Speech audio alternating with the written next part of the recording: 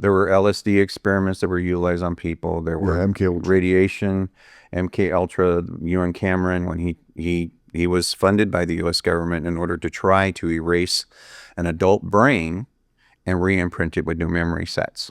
Okay, and he What's would his use name? Ewan Cameron? Ewan Cameron. Uh, Cameron. He's a Canadian psychiatrist. a Just put Canadian psychiatrist experiment with brain.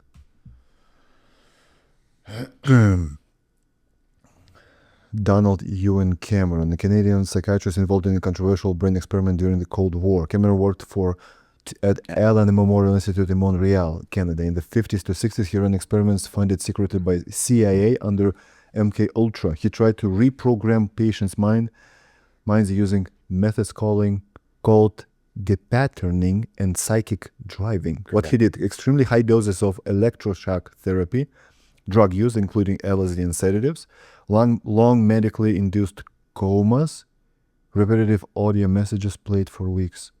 So he would put a helmet over their heads. Without consent. That's debatable. There are several lawsuits that still existed this day that are still going on in Canada with regards to what Ewan Cameron had did. I've actually done radio shows with a gal. This was done to her father, and she's still suing. And she was saying it was not consensual. It was, yeah. What they did was illegal and non-consensual. So he would do things like induce the long-term sleep on purpose, use electric shock therapy to erase the memory sets in the neurons. Then he would play recordings of themes over and over and over again in order to try to embed these into the human brain, these new memory sets. Like what? Who knows what? Who knows what? The bottom line is he messed them up. It didn't turn out well. And what we're about to talk about today, when we get towards the end of this podcast, as I walk you through, you'll find out that this is still happening today, but it's on steroids. Okay. So let's talk about the biosensors that were taken out of Bonnie Kellerby. We knew that we now had the smoking gun, because prior to that, most people who talked about these symptoms were called crazy. Okay. She was diagnosed with schizophrenia because she kept telling the doctors that she had implants in her, and they didn't believe her. How did she know? She felt them? She could feel, well, you just, when you're going through this, you know it's not normal. You know it's some type of electronic technology. All of the victims all claim the same thing. And so now, we commonly hear that people say they've been chipped, and they're doing some crazy things they wouldn't normally do, that's probably incongruent to their moral compass. But I know through my work that mental illness should never be the first conclusion in these cases anymore, because of what I've done over the last 20 years. So after the Bonnie Kellerby case, that gave us enough ammunition to say, look, we know there's something wrong, and you need help. We need to help these victims, and it's been a fight. Even to this day, they're helping the federal employees, but they're not helping the civilians. And I've got tens of thousands of civilian cases, not only here in the United States, but worldwide. Colonel Egren said that this phenomenon is happening on every continent on this globe. At the time when he gave testimony, he said, with the exception of Antarctica. We now know that there are people complaining about these symptoms in Antarctica, where they're working now. Okay. So this is old technology. Okay. When I have someone that I help coach through this process to get them the evidence, we do the RF scan, we do the nonlinear junction, which is this, and I'll do on you so we can demonstrate. And then we coach them to go get medical imagery in the form of high-resolution panoramic X-ray, CT scans, MRI scans, ultrasounds. If they're fortunate enough and they can identify something of a size that can be surgically removed, you're lucky. Okay. Now let's move forward to where we are today. And back then, if I scanned people who've never gone through this, even children, normally it's always negative. Okay. Something changed. We hold retreat. I'm the president of the organization that promotes Mind Nexus is our brand, and we hold retreats. And our whole focus to create Mind Nexus was to educate people in academia who weren't familiar with this phenomenon. We wanted to show them the proof, the smoking guns. How do you explain these surgeries? How do you explain these biosensors after these people are complaining about being chipped and then being diagnosed with mental health diagnoses? This is what we are now saying, that in these cases, the mental health issue was synthetically induced on them, okay? It wasn't a biological process in which they're saying, oh, the wiring is wrong. Well, you're right, the wiring is wrong because you put something in them, okay? Now, where are we today? We did this retreat just last year, and we have people, airline pilots, NASA, engineers, scientists, doctors, all walks of life come to these things.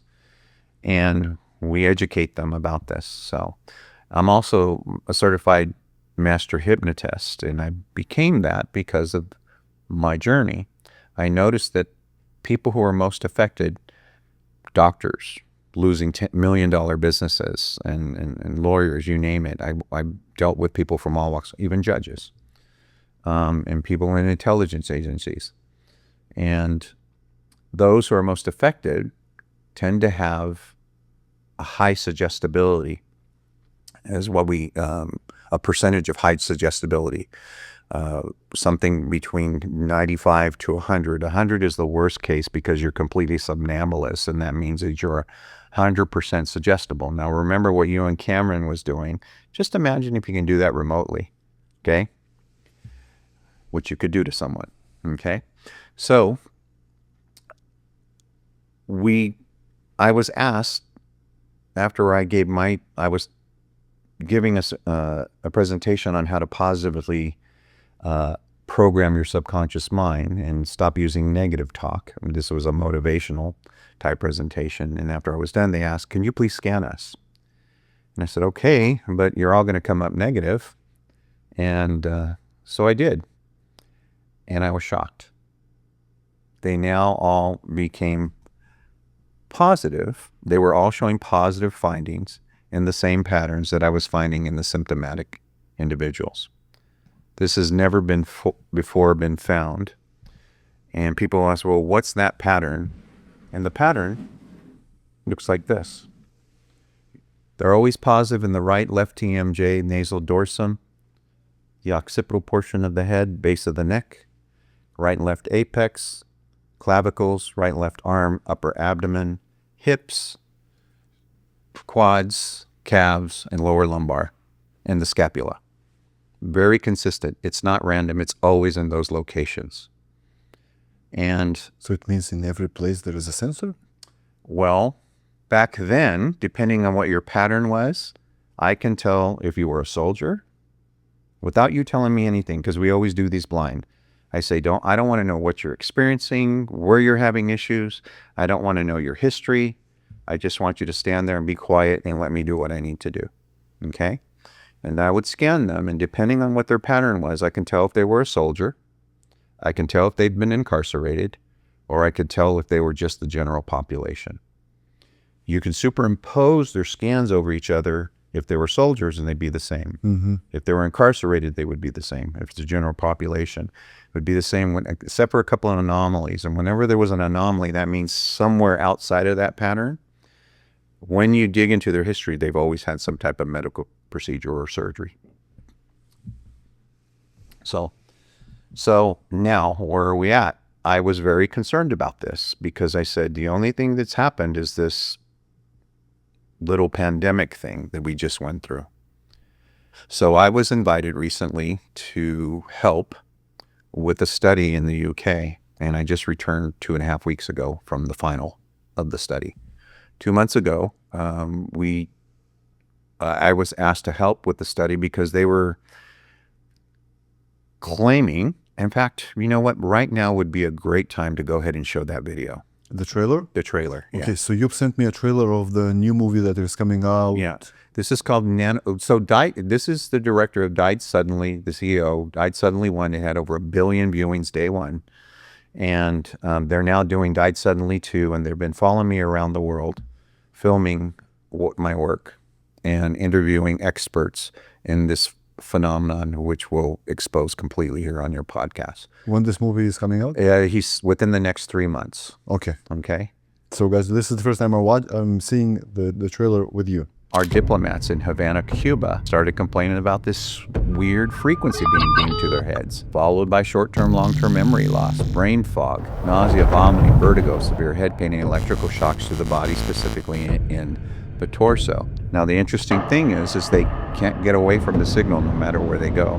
There's a case down in Southern California. He was a politician, Dave Larson. He had 10 of these biosensors removed from his body, surgically removed. They're down to the size of a letter of a penny. Some were 4 letters on a penny, but very, very small.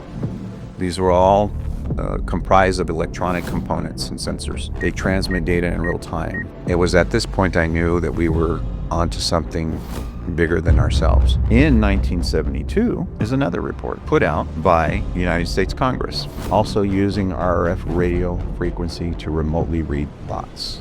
Those who master psychotronic weapons will be the superpower to rule the world. My point is this: we are in a new paradigm shift. Do you know if you have this nanotech in you, you're no longer considered human? You're now considered Homo borgigenesis, is a new terminology. And I ask everyone, what happens to human rights if you are no longer the human species? And if I were to ask you, is this legal? What would you say? Of course. It's legal. In 2016, the 21st Century Cures Act was enacted, and it was marketed to the U.S. citizens. There's a section called 3024. And under Section 3024, it is legal to experiment on U.S. citizens without their consent as long as it does not exceed minimal risk criteria. People who are symptomatic are turned on. They are the beta test. The rest of the populations, once 6G comes on, according to my sources and intelligence, are saying that's when the system goes 100%. I don't believe this is about us anymore. I think it's too late. Because if you can manipulate belief systems, how powerful a weapon is that? If you can imprint memory sets into someone and they would never know the difference, that it was never theirs, that it was put there. What kind of cognitive liberties will your children have? It is going to be enslavement of the former human species, unlike anything we've ever seen in the human existence. Your children will have no freedoms to utilize their God-given rights to creativity, to free thought, to free thinking, to free will. So do you think that 1% of that 1%, that they are actually human? In my journey, I am now being introduced to people who have clearances above the president, which I found unbelievable. I go, how can that be? How can you have a clearance above the president? But they do exist. Apparently there's 34 levels. I asked, well, who are at those higher levels? And what was said to me, they are no longer human.